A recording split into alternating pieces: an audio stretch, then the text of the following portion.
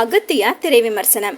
ஜீவா, ராஷி கண்ணா, Arjun, Edward சொனென்பிளிக், Yogi Babu, VTV Ganesh மற்றும் பலர் நடிப்புல பா. விஜய் இயக்கத்துல யுவன் சங்கர் ராஜா இசையில வெளிவந்திருக்கும் படம் தான் அகத்தியா. படம் எப்படி இருக்கு வாங்க பார்க்கலாம். திரைப்படத்துறையில் கலை இயக்குநராக பணியாற்றும் ஜீவா புதுச்சேரியில் உள்ள பிரெஞ்சு பங்களா ஒன்றில் தனது நண்பர்களுடன் சேர்ந்து ஸ்கேரி ஹவுஸ் என்று சொல்லக்கூடிய பயங்கரமான வீடு போன்ற ஒரு அரங்கத்தை உருவாக்கி அதை பார்த்து ரசிக்க பார்வையாளர்களுக்கு அனுமதி அளித்து அதன் மூலம் பணம் சம்பாதிக்கிறார். மக்களிடம் சிறப்பான வரவேற்பை பெறும் அந்த பங்களாவில் நிஜமாகவே அமானுஷ்ய சக்திகள் இருப்பதோடு அங்கிருந்து ஜீவாவை அந்த அமானுஷ்யங்கள் விரட்டி அடிக்கிறது. அதே சமயம் அந்த பங்களாவில் ஏதோ ஒரு மர்மம் இருப்பதையும் தனக்கும் அந்த பங்களாவுக்கும் ஏதோ ஒரு தொடர்பு இருப்பதையும் அறிந்து கொள்ளும் ஜீவா அதன் முழு பின்னணியை தெரிந்து கொள்ள முயற்சிக்க அது என்ன என்பதை திகில் கலந்த ஃபேண்டசியாக மட்டுமின்றி சித்தா மருத்துவம் மற்றும் சித்தர்களின் முக்கியத்துவத்தோடு சொல்வதே அகத்தியா.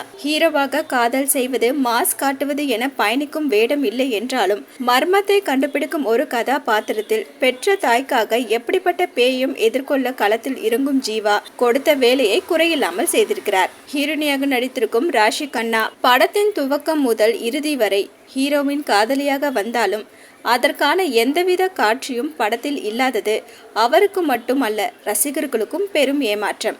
பிரெஞ்சு நாட்டு வாழ் தமிழராக சித்த மருத்துவர் கதாபாத்திரத்தில் நடித்திருக்கும் அர்ஜுனின் அனுபவமான நடிப்பு மற்றும் திரை இருப்பு படத்திற்கு பெரும் பலம் சேர்த்திருக்கிறது.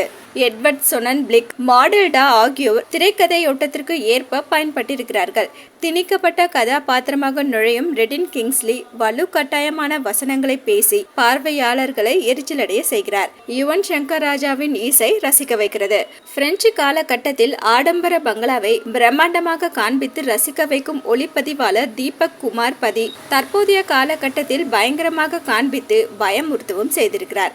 படத்தின் அனைத்து காட்சிகளும் கலை இயக்குனர் பி. சண்முகத்தின் கைவண்ணத்தில் உருவான அரங்குகளில் நடக்கின்றன. ஆடம்பரமான பிரெஞ்சு பங்களாவாக இருந்த பிறகு பேய் பங்களாவாக மாற்றமடைந்து பிறகு ஸ்கேரி ஹவுஸாக உருவாகும் ஒரு கட்டிடத்தின் மாற்றத்தை மிக நேர்த்தியாக வடிவமைத்திருக்கும் கலை இயக்குனர் பி. சண்முகம் ஹீரோவின் வண்ணமயமிக்க வீடு, சித்தரின் எளிமையான கோவில் என அனைத்தையும் அதிகம் மெனக்கெட்டு உருவாக்கி இருப்பது காட்சிகளில் தெரிகிறது. எழுதி இயக்கியிருக்கும் பா. விஜய் சித்த மருத்துவத்தின் நன்மைகள் மற்றும் சித்தர்களின் வலிமையை கருப்பொருளாக வைத்துக்கொண்டு அனைத்து தரப்பினரும் பார்க்கக்கூடிய திகில் கலந்த ஃபேண்டசி படத்தை கொடுத்திருக்கிறார். மொத்தத்தில் அகத்தியா அனைவருக்குமான நல்ல பொழுதுபோக்கு திரைப்படம்.